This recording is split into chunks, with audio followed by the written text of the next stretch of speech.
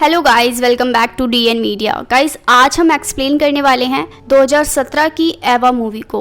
तो आइए शुरू करते हैं।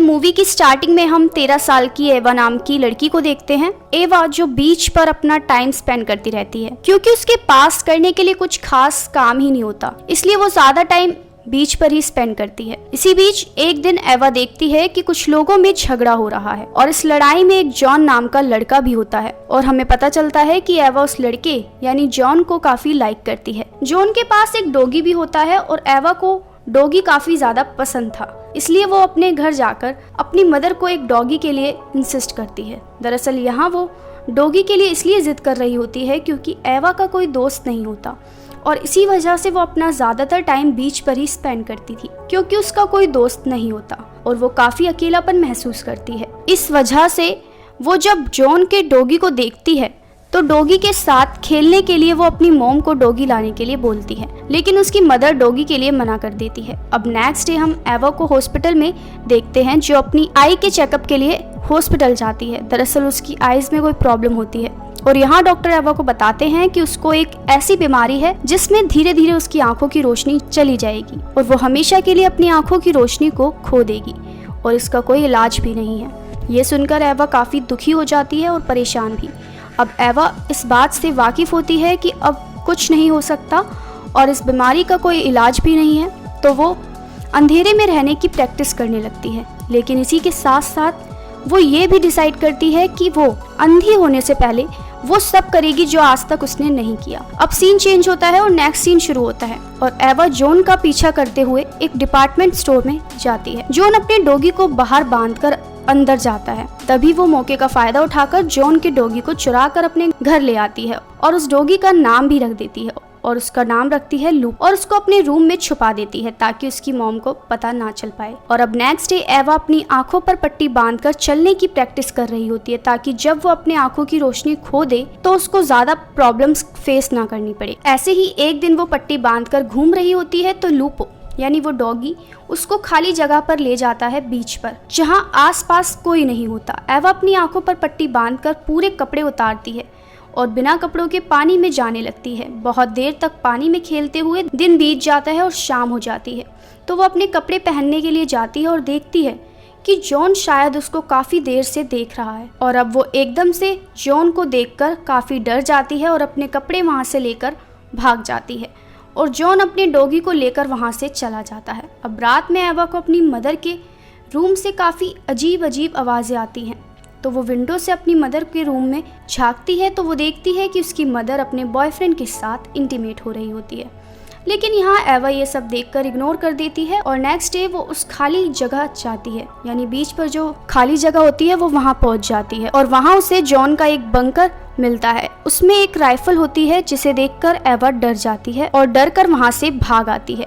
अब एक दिन एवा और उसकी मदर बाहर घूमने जाते हैं और जब वो शाम को घर घूमकर वापस आते हैं तो वो देखते हैं कि लूपो यानी वो डॉगी उनके घर पर बेहोश पड़ा हुआ है। एवा लूपो को इस हालत में देखकर परेशान हो जाती है और एवा की मदर लूपो को पट्टी बांध देती है। इस बीच एवा सोचती है लूपो की इतनी खराब हालत है तो शायद जॉन को भी जरूर कुछ हुआ होगा, इसलिए वो जल्दी से बीच पर भागती हुई जाती है और जॉन को बेहोश पड़ा पाती है। दरअसल उसके पेट में किसी ने चाकू से स्टैब किया होता है। अब एवा उसको उसके बंकर में लेकर जाती है। अब उसका ख्याल रखते हुए अंधेरा हो जाता है और अंधेरे में एवा को कुछ नहीं दिखाई देता, इसलिए वो घर वापस नहीं जाती और बंकर में ही जॉन के साथ सो जाती है। और फिर कुछ दिन बाद एक बार फिर से एवा की मदर अपने बॉयफ्रेंड के साथ फिजिकल हो रही होती है, लेकिन इस बार एवा इग्नोर नहीं कर पाती और उसको ये सब देखकर बिल्कुल भी अच्छा नहीं लगता। वो अपनी मदर से ये सब छोड़ने के लिए कहना चाहती थी। इस वजह से वो काफी सारे बच्चों को बाहर से लेकर आती है और उनके रूम में भेज देती है। और जब एवा की मदर उन बच्चों को देखती है तो सभी बच्चे वहाँ से भाग जाते हैं। अब कुछ दिन बीत जाते हैं और जॉन भी अब ठीक होने लगता है, तो एवा उसके साथ टाइम स्पेंड करने लगती है। लेकिन जॉन यहाँ एवा पर कुछ खास ध्यान नहीं देता, वो हमेशा की तरह उसको इग्नोर कर रहा होता है। अब काफी देर हो जाती है जिस वजह से एवा वहीं सो जाती है, और जब एवा को जॉन सोता हुआ देखता है तो उसको थोड़ा सा प्यार सा आता है उस पे, तो वो उसको अपने साथ वहाँ रहने के लिए बोल देता है, यानी वो कहता है कि अब वो उसके साथ यहाँ रह सकती है। अब ये राइफल की हेल्प से बीच पर आने वाले लोगों को लूटना शुरू कर देते हैं और बंकर में जाकर छुप जाते हैं ताकि कोई भी इनको पकड़ ना पाए। अब रात हो जाती है और ये दोनों बैठकर एक दूसरे से बातें कर रहे होते हैं। इसी बीच एवा जॉन को बताती है कि रात में उसको कुछ भी दिखाई नहीं देता, यानी कि वो अंधी है।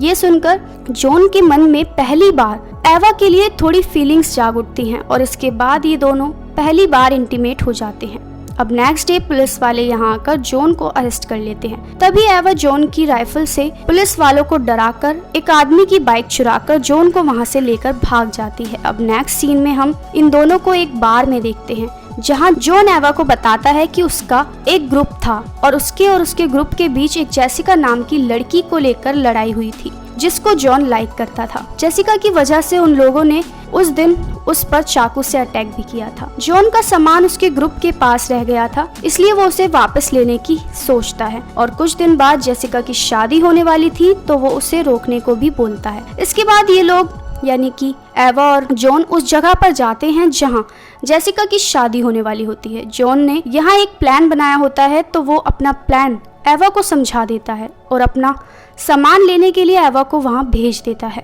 एवा वहाँ जाकर एक नौकर बनने का नाटक करती है और जेसिका की शादी में शामिल हो जाती है। अब एवा उस वैन में जाती है जहाँ उनका बैग रखा होता है क्योंकि झगड़ा करने वाला ग्रुप वहीं आया होता है, लेकिन तभी वहाँ से कुछ लोग गुजर रहे होते हैं तो एवा वैन में जाते जाते रुक जाती है और ये शादी को नहीं रोक पाते। अब कुछ देर बाद वेडिंग केक कट होता है तो इसी बीच वहाँ पुलिस पहुँच जाती है और एवा और जॉन को वहाँ ढूंढने लगती है। और हैरानी की बात ये होती है कि किसी वजह से पुलिस जेसिका के हस्बैंड को भी यहाँ पकड़ के लेकर चली जाती है। इसी बीच जॉन वहाँ पहुंचकर एवा को बचाने लगता है, लेकिन जेसिका और पुलिस यहाँ जॉन और एवा को भागते हुए देख लेते हैं और उनका पीछा करने लगते हैं। अब भागते भागते जॉन एवा एक नदी के पास पहुँच जाते हैं और नदी काफी गहरी होती है, लेकिन डर के मारे ये उसको पार कर देते हैं और ये पुलिस से डरकर नदी को पार करते हुए वहाँ से भाग जाते हैं। तभी वहाँ जेसिका आती है और जॉन को उसकी कार वापस करती है और दोनों को गुड लक बोलकर वहाँ से भागने के लिए बोलकर वहाँ से चली जाती है और यहीं पर इस मूवी का एंड हो जाता है। तो गाइज देखा आपने, जेसिका भी एंड में अपनी सारी गलतियों को भूलकर सब कुछ भूलकर जॉन का साथ देती है और इसी तरह इस मूवी का यही एंड हो जाता है, यानी यहाँ पर इस मूवी की हैप्पी एंडिंग हो जाती है। तो गाइज आपको ये मूवी कैसी लगी कमेंट सेक्शन में कमेंट करके ज़रूर बताएं और अगर आपको ये एक्सप्लेनेशन पसंद आई तो प्लीज़ वीडियो को लाइक करें, चैनल को सब्सक्राइब करें। Thanks for watching guys.